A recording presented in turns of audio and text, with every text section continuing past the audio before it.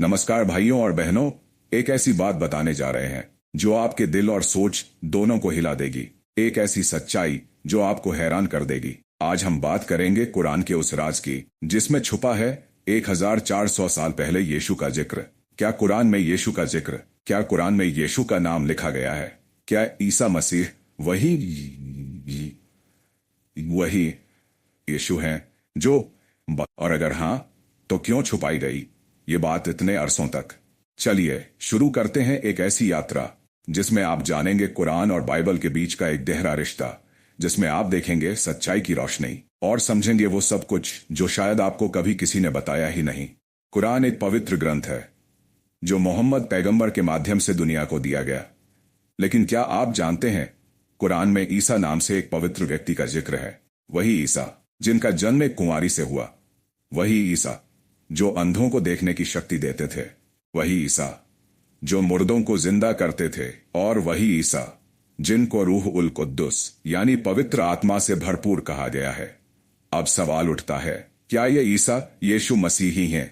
Bible के अनुसार यीशु का जन्म भी एक कुमारी से हुआ। यीशु ने भी अंधों को देखने की शक्ति दी। यीशु ने भी मुर्दों को जिंदा किया और यीशु को भी पवित्र आत्मा से भरा हुआ कहा गया। ये सिर्फ एक इत्तेफाक है या कुछ और गहरा राज छुपा है कुरान के लफ्जों में? कुरान के सूरह मरियम में ईसा का जिक्र इस तरह से किया गया है, वो मसीह है, इब्ने मरियम है, अल्लाह का रसूल और उसका कलीमा। सोचिए, कुरान यीशु को अल्लाह का कलीमा कह रहा है। बाइबल के अनुसार भी यीशु वर्ड ऑफ गॉड है। इन दोनों पवित्र ग्रंथों में एक जैसी बातें कैसे हो सकती हैं? क्या कुरान और बाइबल एक दूसरे से जुड़े हुए हैं? क्या ये दोनों एक ही सच्चाई की तरफ इशारा करते हैं? और अगर हां, तो फिर क्यों है इतनी दूरी इनके मानने वालों के बीच? क्या हमने कभी पूरा सच सुना दी है या नहीं? आज हम इन्हीं सवालों के जवाब ढूंढने निकल पड़े हैं। कुरान के हर लफ्ज में यीशु का छुपा हुआ रूप दिखाई देता है। सूरह आले इमरान में लिखा है, वो ईसा है जिसको अल्लाह ने अपनी रूह से ताजगी दी।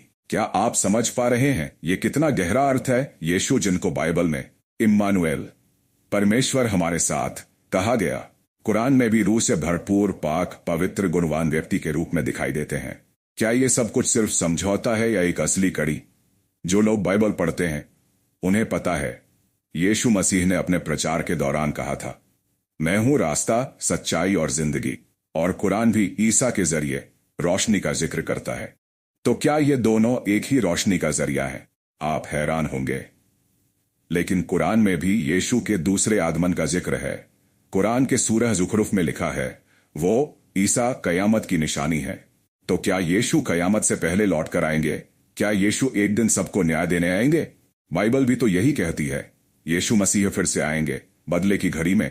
उन्होंने अपने चेलों से कहा था, मैं जा रहा हूं लेकिन फिर वापस आऊंगा। तो क्या कुरान और बाइबल दोनों एक ही महान व्यक्ति का इंतजार कर रहे हैं? यीशु के जन्म से लेकर उनके उत्तर गमन तक कुरान में भी सब कुछ लिखा गया है। सूरह निसा में लिखा है, ना तो उन्होंने ईसा को मारा, ना उन्हें सूली पर चढ़ाया, लेकिन उनका एक प्रतिबिंब उन पर दिखाया गया। यानी कुरान भी मानता है कि यीशु जिंदा उठ गए थे, जैसा कि बाइबल के अनुसार यीशु तीसरे दिन पुनरुत्थित हुए और वे आज भी जीवित हैं।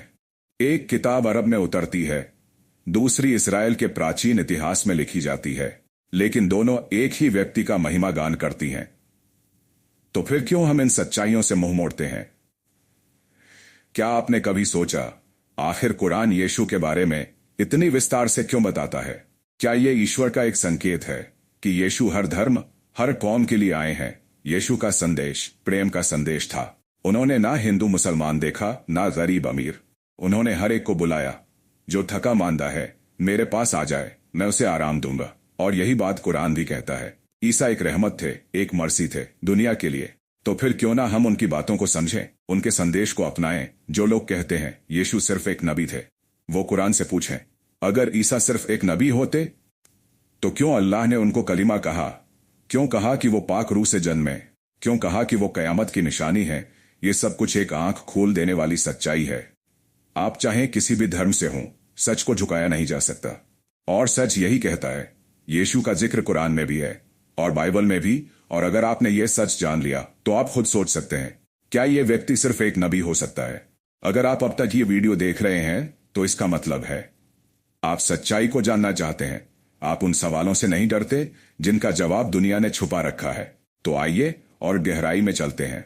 अब हम जानेंगे वो बातें जो शायद आपने पहले कभी नहीं सुनी होंगी। क्या आप जानते हैं कि कुरान ने ईसा को अल मसीह कहा है, यानी मसीहा, वही शब्द जो बाइबल में यीशु के लिए आता है? अब सोचिए, अगर एक किताब यीशु को मसीह कहती है तो इसका मतलब क्या होता है? मसीह का मतलब है ईश्वर द्वारा चुना गया मुक्तिदाता। यानी यीशु सिर्फ एक शिक्षक या पैगंबर नहीं, बल्कि उद्धार करता है, मुक्ति देने वाले। अब सवाल उठता है, क्या कुरान ने यह माना है कि यीशु का जन्म चमत्कारिक था? जवाब है हाँ। सूरह आले इमरान में लिखा है, मैं तुम्हें एक निशानी देने आया हूं। मैं मिट्टी से एक पक्षी का रूप बनाऊंगा, फिर उसमें फूंक मारूंगा और वह उड़ जाएगा। क्या आप समझ रहे हैं ये बात? यीशु सिर्फ चमत्कार नहीं करते थे, बल्कि वो जीवन देने की ताकत रखते थे। ये शक्ति किसी साधारण मनुष्य में नहीं होती। ये शक्ति उसी में हो सकती है जिसमें परमेश्वर की आत्मा हो। अब एक और चौंकाने वाली बात सुनिए। कुरान कहता है ईसा ने जन्म से ही बातें करना शुरू कर दी थी। उन्होंने पालने में ही कहा, मैं अल्लाह का बंदा हूं, मुझे किताब दी गई है और नबी बनाया गया है। सोचिए, एक नवजात बच्चा जो बोल रहा है, जो खुद को नबी कह रहा है। क्या ये सिर्फ कहानी है या ये एक गहरा चमत्कार है? बाइबल में भी यीशु का बचपन चमत्कारों से भरा हुआ था। उन्होंने 12 साल की उम्र में मंदिर में बुद्धिजीवियों को चकित कर दिया। कुरान और बाइबल दोनों यीशु को अद्भुत ज्ञान और शक्ति से भरपूर बताते हैं। अब अगर दोनों ग्रंथ इस बात पर सहमत हैं, तो क्या हमें नहीं सोचना चाहिए कि यीशु कौन है, एक आम पैगंबर या कुछ और अधिक? कुरान में ईसा का जिक्र 25 बार आया है। कई बार उन्हें रूहुल्लाह कहा गया है, यानी ईश्वर की आत्मा। क्या यह एक साधारण पैगंबर के लिए कहा जाता है? बिल्कुल नहीं।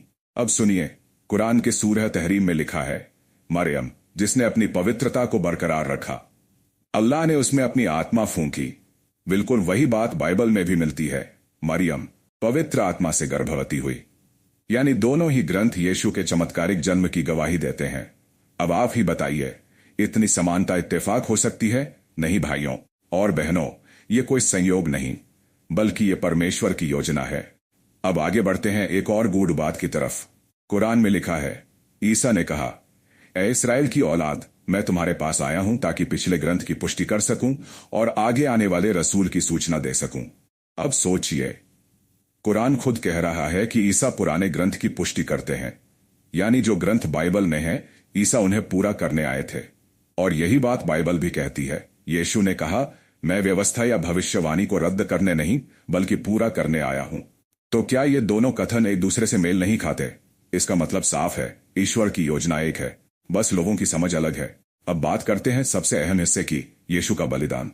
कुरान में लिखा है कि लोगों ने ईसा को मारा नहीं, ना ही सूली पर चढ़ाया, बल्कि उन्हें उठा लिया गया। और बाइबल कहती है यीशु ने सूली पर अपनी जान दी, फिर तीसरे दिन जीवित हो उठे। दोनों कथन में अंतर है, लेकिन एक बात समान है, यीशु आज जीवित हैं। यानी मृत्यु उनका अंत नहीं थी, वो आज भी जीवित हैं, स्वर्ग में, परमेश्वर के दाहिने ओर। अब सवाल ये नहीं कि उन्होंने सूली सही में झेली या नहीं, बल्कि असली सवाल है, क्या आप उन्हें पहचानते हैं? क्या आप उन्हें जानते हैं जिनका जिक्र दो पवित्र ग्रंथों में इतनी बार हुआ? अगर नहीं, तो आप अब जानने वाले हैं वो बात जो आपको भीतर से झकझोर देगी। कुरान में यीशु को मसीहा, पवित्र आत्मा से भरे, कलिमा और निशानी कहा गया है। बाइबल में उन्हें परमेश्वर का पुत्र, उद्धारकर्ता, जगत का ज्योति और शांति का राजकुमार कहा गया है। अब सोचिए, एक ही व्यक्ति के लिए इतने सारे पवित्र उपाधियां क्यों?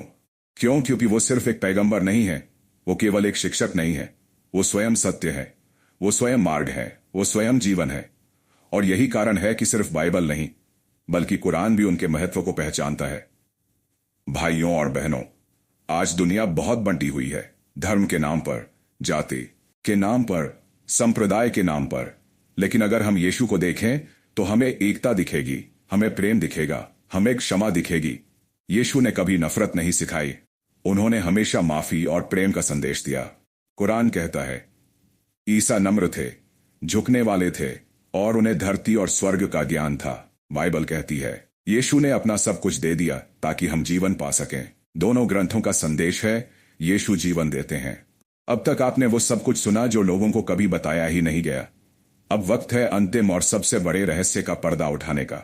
इतिहास की किताबें हों या धार्मिक ग्रंथ, हर जगह यीशु का जिक्र एक रहस्य की तरह होता है। लेकिन आज ये रहस्य नहीं रहेगा, बल्कि एक हकीकत बनकर आपके दिल और आत्मा को छू जाएगा। क्या आप जानते हैं, मक्का की एक पुरानी दीवार पर एक क्रॉस का चिन्ह खुदा हुआ मिला था। जी हां, इतिहासकार बताते हैं कि इस्लाम से पहले अरब के कई हिस्सों में ईसाइयों की बस्तियां थीं जो यीशु को मानती थीं। उनकी प्रार्थनाएं, उनकी लिपियां, उनकी दीवारों पर बने चिन्ह, सब कुछ यीशु के अस्तित्व की गवाही देते हैं। क्या यह इत्तेफाक है कि जिस धरती पर कुरान उतरी वहीं यीशु की गवाही पहले से मौजूद थी? नहीं, ये योजना थी, परमेश्वर की योजना, और इस योजना का एक हिस्सा थे आप। हाँ, आप जो आज इस वीडियो को देख रहे हैं। अब बात करते हैं उस ऐतिहासिक दस्तावेज की जिसने सबको चौंका दिया। 2008 में तुर्की में एक बाइबल की पांडुलिपि मिली, करीब 1500 साल पुरानी। इसमें यीशु का जिक्र था और उसमें लिखा था, एक और रसूल आएगा जिसका नाम अहमद होगा। अब ध्यान दीजिए, यह वही नाम है जो कुरान में मोहम्मद साहब के लिए इस्तेमाल हुआ। इसका क्या मतलब हुआ? यानी बाइबल मोहम्मद साहब की भविष्यवाणी करती है और कुरान यीशु मसीह की गवाही देता है। दोनों ग्रंथ एक दूसरे को काटते नहीं बल्कि पूरा करते हैं। अब सोचिए, क्या आपने पहले कभी यह सुना था? शायद नहीं, क्योंकि दुनिया को बांटना आसान है लेकिन जोड़ना मुश्किल, और यीशु वही जोड़ने का काम करते हैं। अब मैं आपसे एक आखिरी सवाल पूछता हूं, क्या आप सिर्फ एक धर्म में फंसना चाहते हैं या आप सच्चाई को अपनाना चाहते हैं? क्योंकि यीशु कोई धर्म नहीं लाए, वो सच्चाई, जीवन और प्रेम लाए। बाइबल कहती है, जो कोई भी यीशु में विश्वास करता है उसका जीवन नष्ट नहीं होगा बल्कि अनंत जीवन पाएगा। और कुरान कहता है, ईसा, मरियम के बेटे, इस संसार और परलोक के लिए ईश्वर की एक निशानी है। अब फैसला आपका है, क्या आप उस निशानी को पहचानेंगे या आप भी उस भीड़ में शामिल रहेंगे जो केवल दिखावे के पीछे भागती है? यीशु ने कहा था, देखो, मैं दरवाजे पर खड़ा होकर खटखटाता हूं। अगर कोई मेरी आवाज सुने और दरवाजा खोले तो मैं उसके पास आऊंगा। शायद आज वही दिन है जब यीशु आपके दिल के दरवाजे पर खटखटा रहे हैं। क्या आप खोलेंगे? भाइयों और बहनों, 1400 साल पहले कुरान में यीशु का नाम आया, लेकिन आज आपके जीवन में उनका काम शुरू हो सकता है। उनका नाम सिर्फ किताबों में नहीं, आपके दिल में लिखा जा सकता है। अगर आपने आज सच्चाई सुनी है तो उसे नजरअंदाज मत कीजिए। याद रखिए, जो पवित्र आत्मा आज आपको बुला रही है वो हमेशा नहीं बुलाएगी। एक दिन दरवाजा बंद हो जाएगा और फिर बहुत देर हो जाएगी। इसलिए आज अभी यीशु को अपनाइए, उनकी आवाज सुनिए और उनसे कहिए, प्रभु, मैं लौट आया हूं। क्योंकि यही है असली आजादी, यही है असली ज्ञान, यही है वो नाम जो न कुरान छुपा सका न दुनिया दबा सकी। यीशु का नाम, वो नाम जो जीवन देता है, वो नाम जो मृत्यु को हराता है, वो नाम जो आपके अंधकार में प्रकाश लाता है। और यही कारण है कि कुरान में छुपा है एक राज। 1400 साल पहले यीशु का नाम, जो पढ़ोगे तो हिल जाओगे।